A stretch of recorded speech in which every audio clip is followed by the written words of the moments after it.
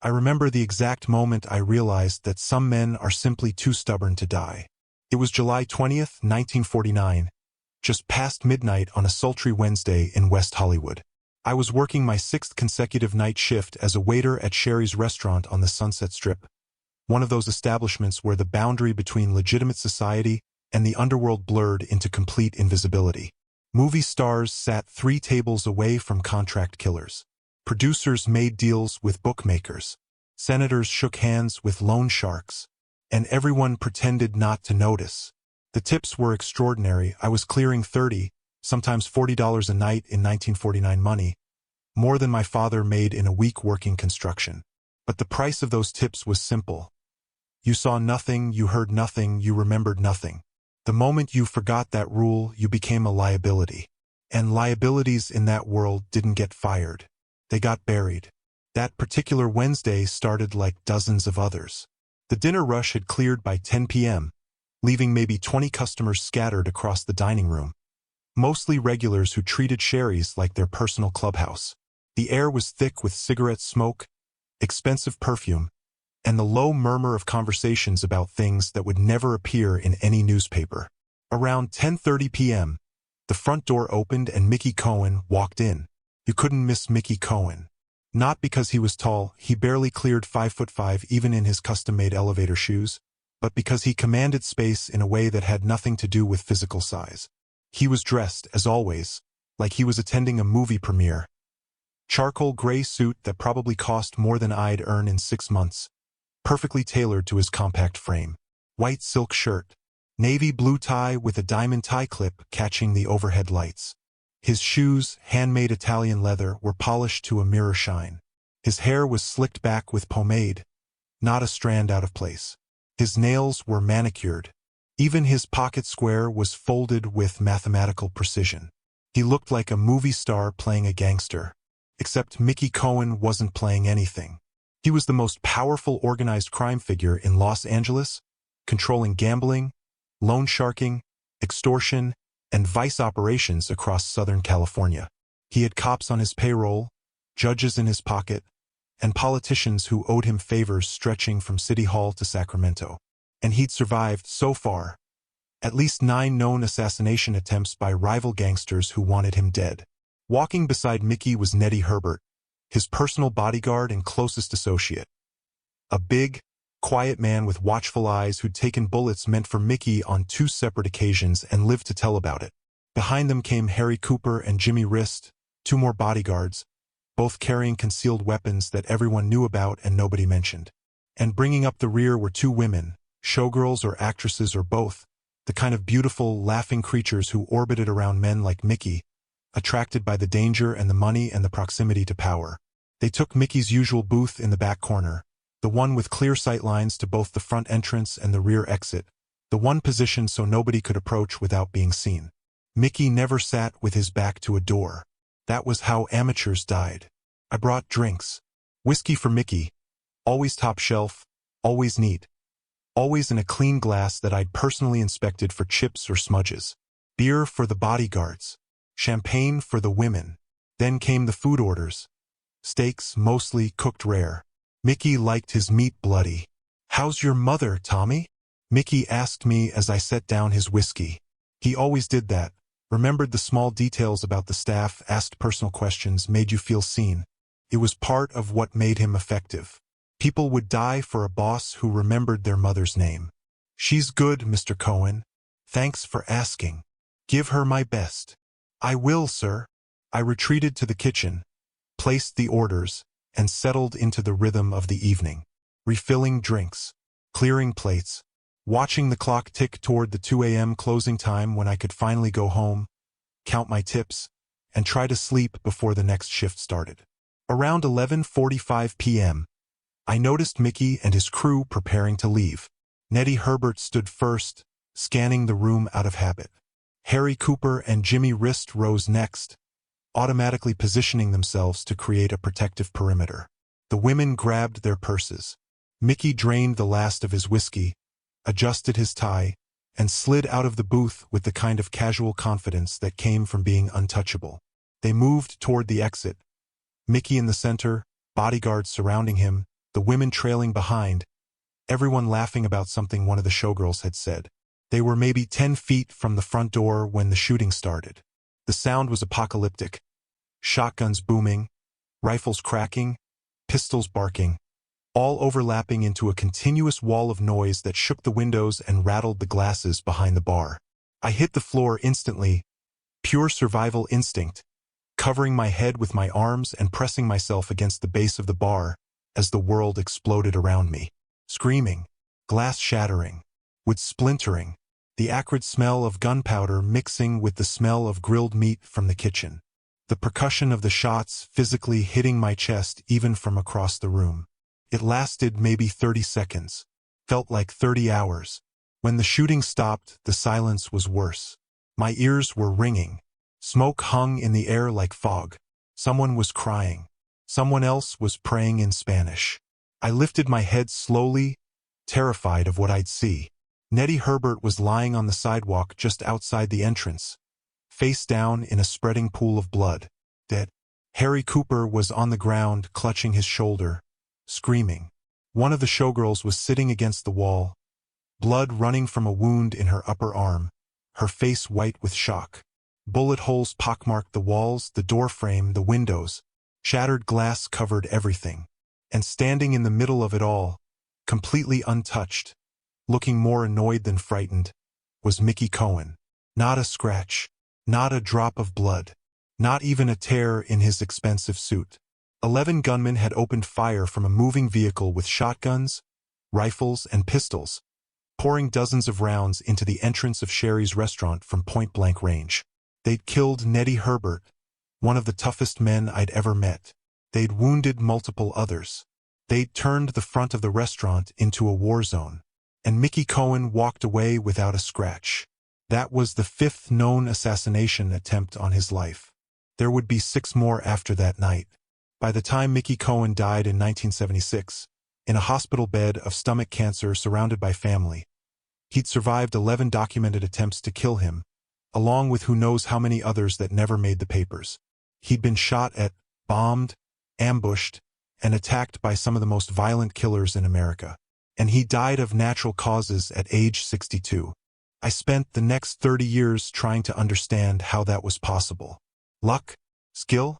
Divine protection? Some combination of all three? My name is Thomas Rizzo. I worked at Sherry's restaurant from 1947 to 1952, then moved to Las Vegas and worked casino security until I retired in 1985. I saw Mickey Cohen up close dozens of times. I witnessed 2 of the 11 assassination attempts. I watched him build an empire, fight wars with the mafia, clash with the police, and somehow impossibly survive it all. This is his story. Part 1. Brooklyn, Poverty, and the Streets. Meyer Harris Cohen was born on September 4, 1913, in a cramped tenement apartment in Brownsville, Brooklyn, one of the most violent, desperate neighborhoods in New York City. His parents, Max and Fanny Cohen, were Jewish immigrants from Kiev who'd fled pogroms in Russia and arrived in America with nothing but hope and the clothes on their backs. Max worked as a fishmonger, hauling crates at the Fulton Fish Market for pennies a day, coming home every night smelling of fish guts and exhaustion. Fanny raised 6 children in a 2-room apartment with no heat in winter, no relief from the summer humidity, and barely enough food to keep everyone from starving. Mickey was the 6th and youngest child. He should have been the family's baby, protected and coddled. Instead, when he was barely 6 months old, his father died suddenly. Some said heart attack. Others said the brutal work had simply broken him, leaving Fanny alone with 6 kids and no income in one of the hardest cities in the world. Fanny tried everything. She took in laundry. She cleaned houses. She begged help from the synagogue. But it wasn't enough. Brooklyn in 1913 was a Darwinian nightmare for immigrant families. You either clawed your way up or you drowned. In 1914, when Mickey was barely 1 year old, Fanny made a desperate decision. She moved the family to Los Angeles, where her brother ran a small grocery store and had promised her work. The cross-country journey. 6 people crammed into a train car, living on bread and whatever they could scrounge. Took over a week. Mickey was too young to remember any of it. But the move would define the rest of his life. They settled in Boyle Heights, an immigrant neighborhood east of downtown Los Angeles. It was rough. Mexicans, Italians, Jews, Russians, everyone grinding against everyone else for survival. But it was better than Brooklyn. At least in LA you didn't freeze to death in winter. Fanny opened a small grocery store on Brooklyn Avenue with money borrowed from her brother. The store was Mickey's childhood. Stocking shelves before school, sweeping floors after school, making deliveries on weekends, watching his mother work 15-hour days for barely enough profit to pay rent and put food on the table. He learned early. Money was everything. Honesty was a luxury poor people couldn't afford. The world didn't reward virtue. It rewarded toughness. Mickey was small for his age, skinny, short, with a big mouth that constantly got him into fights. Other kids picked on him, called him names, stole his lunch money, shoved him around. He fought back, lost most of the fights at first, came home with black eyes, bloody noses, torn clothes. But he never quit, never backed down, never showed fear. That refusal to submit, that absolute, stubborn unwillingness to ever be weak, would become the defining characteristic of his life. By age 9, Mickey was running with street gangs. By 12, he was stealing small stuff at first, then bigger scores. By 14, he dropped out of school entirely. What was the point? School didn't teach you how to survive. The streets did. And then, at 15, Mickey discovered boxing. Part 2. The Fighter. The gym was in a basement on Soto Street. A dingy, sweat-soaked room with a single ring, a couple of heavy bags, and a trainer named Jimmy who'd fought professionally in the 1890s and now made a few bucks teaching neighborhood kids how to throw a punch. Mickey walked in one afternoon in 1928 after getting beaten up by 3 older boys. His face was swollen. His lip was split. But instead of going home to sulk, he tracked down the gym he'd heard about and walked through the door. Jimmy took one look at him. The scrawny 15-year-old kid, maybe 115 pounds soaking wet, face bruised, eyes burning with rage, and laughed. "Kid, you're too small. Go home. Teach me to fight." "I said go home." Mickey didn't move. "Teach me to fight or I'll keep coming back every day until you do." Jimmy sighed. "Fine. You want to learn? Get in the ring." He paired Mickey with another kid, slightly bigger, slightly older. Told them to spar. The other kid grinned. This was going to be easy. The first punch split Mickey's lip open again. The second knocked him down. The third should have ended it. But Mickey got back up. Every time. Got knocked down, got back up. Bleeding, gasping, clearly outmatched. But refusing to quit. After 5 minutes, Jimmy stopped the fight. The other kid was frustrated. Why wouldn't this little bastard stay down? And Mickey was barely standing. But he was still standing. "You got heart, kid," Jimmy said. "But heart ain't enough. You need technique. You need speed. You need to learn how to take what your opponent gives you and turn it into your advantage. So teach me." Jimmy did. For the next 3 years, Mickey trained obsessively. Hours every day after work at his mother's grocery store. Road work in the mornings before dawn. Sparring in the evenings. Heavy bag until his knuckles bled. Jump rope until his calves cramped. Studying other fighters, learning their tells, understanding the geometry of violence. He was a natural. Not graceful, he'd never be graceful, but relentless. Aggressive. Willing to take 2 punches to land one that mattered. His style was crude but effective. Pressure, pressure, pressure, never giving his opponent space to breathe, breaking them down through sheer attrition. In 1930, at age 17, Mickey turned professional. He fought as a featherweight and lightweight, never weighing more than 132 pounds. His record was respectable, not spectacular, but solid. He won more than he lost. Knocked guys out. Took beatings and came back. Made a name for himself in the LA boxing scene as a tough Jewish kid who wouldn't quit. The money was decent, $20 a fight, sometimes $30 for a main event. In 1930, during the Depression, that was real money. Mickey sent most of it to his mother. Kept enough to buy decent clothes, eat well, and start looking like something other than a street kid. But boxing was brutal. Broken noses, fractured ribs, concussions, cuts that needed stitches, hands that swelled up so bad he couldn't make a fist for days after a fight. And the money, while good, wasn't great. Managers and promoters took huge cuts. Medical bills ate up the rest. Mickey started to realize that no matter how many fights he won, he'd never get rich in the ring. Then, in 1933, everything changed. Mickey was 20 years old, fighting in Chicago for a promoter who'd promised him $50 for a fight against a local favorite. The fight went the distance, 12 brutal rounds. Mickey lost on points, but he'd put on a hell of a show. Afterwards, bleeding and exhausted, he collected his purse and headed back to his cheap hotel. That's when he met Jake Guzik. Part 3. Al Capone's Chicago. Jake Greasy Thumb Guzik was one of the top lieutenants in the Chicago outfit, Al Capone's criminal organization. He was in charge of gambling operations, which meant he controlled millions of dollars in bets every year. And he liked boxing. Liked watching it, liked betting on it, liked fighters who had heart. He'd watched Mickey's fight that night. Liked what he saw. "Kid," Guzik said, approaching Mickey outside the arena, "you got balls, but you're never gonna make real money in the ring." Mickey was suspicious. "Who are you?" "Someone who can offer you better work." "You interested?" Mickey should have said no. Should have walked away. Should have stuck with boxing where at least the violence was legal. But he was 20 years old, broke, tired of getting his face smashed in for $50, and realistic enough to know that boxing careers didn't last. Most fighters ended up broken, brain damaged, and poor by 30. "What kind of work?" Guzik smiled. "The kind that pays." And that's how Mickey Cohen entered the world of organized crime. First, it was simple stuff. Mickey worked as a driver, running errands, delivering packages, picking up cash from gambling operations. The Chicago outfit in 1933 was one of the most sophisticated criminal organizations in America, controlling bootlegging, gambling, prostitution, labor unions, and politicians across the Midwest. Al Capone was in prison by then, but the organization he'd built was still printing money. Mickey learned fast. He watched how the operation worked, how they moved money, how they intimidated rivals, how they bribed cops and judges, how they used violence strategically rather than recklessly.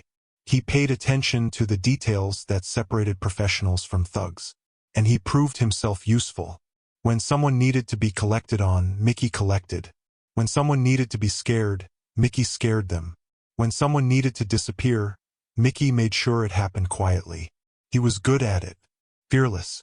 Loyal. Smart enough to follow orders without asking questions. By 1936, Mickey Cohen was a trusted associate of the Chicago outfit, making more money than he'd ever dreamed of in boxing, and learning the skills that would make him one of the most powerful gangsters in America. But Chicago was crowded. Too many guys competing for the same rackets. Too much heat from law enforcement. Too much violence. Then, in 1937, Mickey got a call that would change everything. Benjamin Bugsy Siegel wanted him in Los Angeles. Part 4. Bugsy and the West Coast. Benjamin Bugsy Siegel was a New York mobster. Handsome, charismatic, violent, and ambitious. He'd been sent west by Meyer Lansky and Lucky Luciano to organize the chaotic California rackets and bring them under the control of the National Crime Syndicate. California in the late 1930s was wide open. Gambling operations were disorganized. Bookmakers operated independently.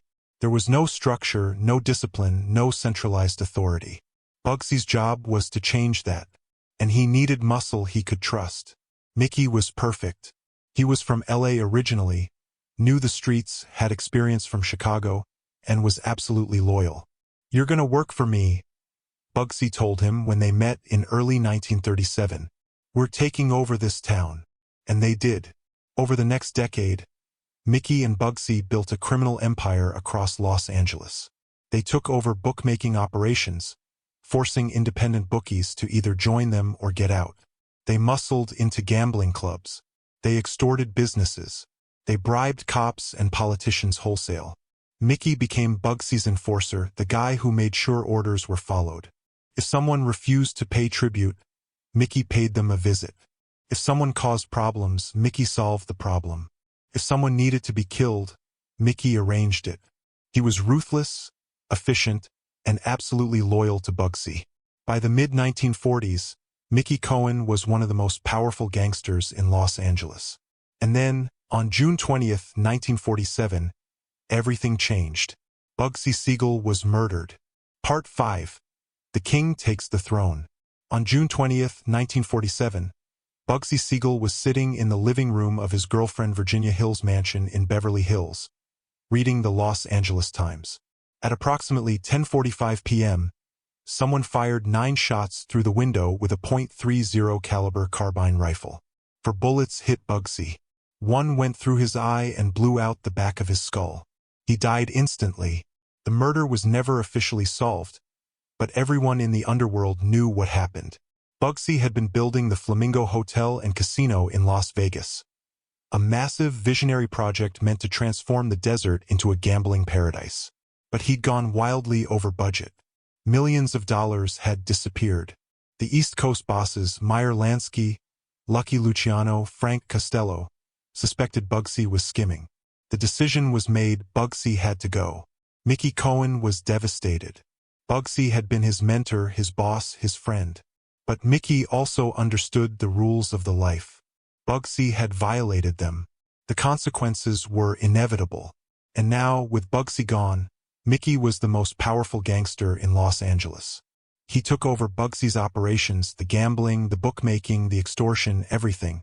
He expanded aggressively, taking control of rackets across Southern California. He had cops on his payroll, judges in his pocket, politicians who owed him favors. By 1948, Mickey Cohen was the undisputed king of Los Angeles. But there was a problem. Not everyone was happy about it. Part 6. War with the Mafia. Jack Dragna was the boss of the Los Angeles Mafia family, a traditional, old-school Sicilian mobster who'd been operating quietly in L.A. since the 1920s. Dragna hated Mickey Cohen, hated that a Jewish gangster was getting more attention than the established Italian families. Hated Mickey's flashy style, his public profile, his celebrity connections. Hated that Mickey was making more money and wielding more power. In 1948, Dragna decided Mickey had to go. And that's when the assassination attempts began. Attempt number 1, August 1948.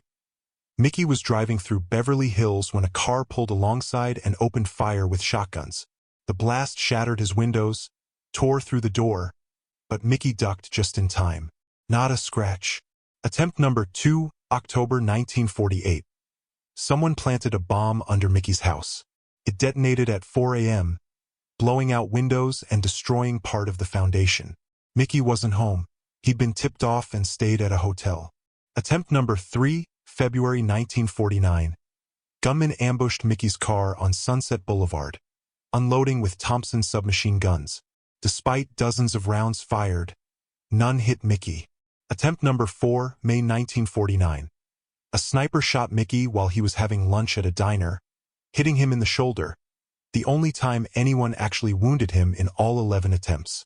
The sniper then fired wildly, injuring several innocent diners and killing one of Mickey's associates. Attempt number 5, July 1949. The Sherry's restaurant shooting. 11 gunmen opened fire from a moving vehicle. Nettie Herbert was killed. Multiple people wounded. Mickey walked away untouched. Attempt number 6, February 1950. Jack Dragna's men sneaked a bomb made with 30 sticks of dynamite into a crawlspace beneath Mickey's bedroom while he slept. The explosion was so powerful it could be heard from miles away, leaving a massive crater and destroying much of the house. But Mickey had installed a cement-covered vault beneath his bedroom for exactly this kind of scenario. The vault diverted the blast. Mickey survived without a scratch. Attempt number 7, September 1950. A car bomb exploded under Mickey's Cadillac while he was driving. The blast lifted the car off the ground, filled the interior with smoke and fire. Mickey crawled out, covered in soot, ears ringing, but alive. People started calling him the man who couldn't be killed. After the 7th attempt, Mickey turned his house into a fortress, floodlights, alarm systems, steel-reinforced doors, a personal arsenal. He dared his enemies to come try again. Mickey's bodyguards weren't so lucky. Several were killed. His associates disappeared or were gunned down. Even his attorney was murdered in front of his own home. But Mickey kept surviving. Part 7. Hollywood and Fame. What really set Mickey Cohen apart from every other gangster in America was his relationship with celebrity. He didn't hide. He didn't operate in shadows. He embraced fame. Mickey partied with Frank Sinatra, Sammy Davis Jr., Dean Martin, the entire Rat Pack. He dated actresses and showgirls. He was friends with gossip columnists who wrote about him like he was a movie star rather than a criminal. He held press conferences, gave interviews. In 1957, he appeared on live television with Mike Wallace and openly admitted to killing at least one man in self-defense, while also attacking the LAPD and its chief William Parker. He dressed immaculately, custom suits, perfectly shined shoes, manicured nails, everything designed to project an image of success and sophistication. He was married to actress LaVon Weaver from 1940 to 1958, maintaining a veneer of domesticity even while running a criminal empire. He even had a beloved bulldog named Tuffy, for whom he'd built a custom bed with sheets changed daily. Mickey cultivated a persona. The tough but charming gangster, the self-made man who'd fought his way up from poverty, the underdog standing up to corrupt cops and rival mobsters. It made him famous. It made him a target. And it made him unforgettable. Part 8. The Fall. But fame has consequences.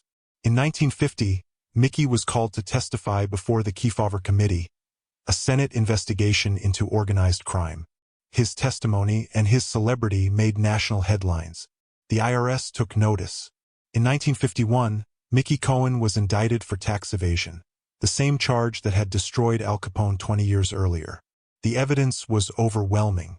Mickey had earned millions from illegal gambling, bookmaking, and extortion. He'd paid almost no taxes. Bank records proved it. Financial statements proved it. Testimony from former associates proved it.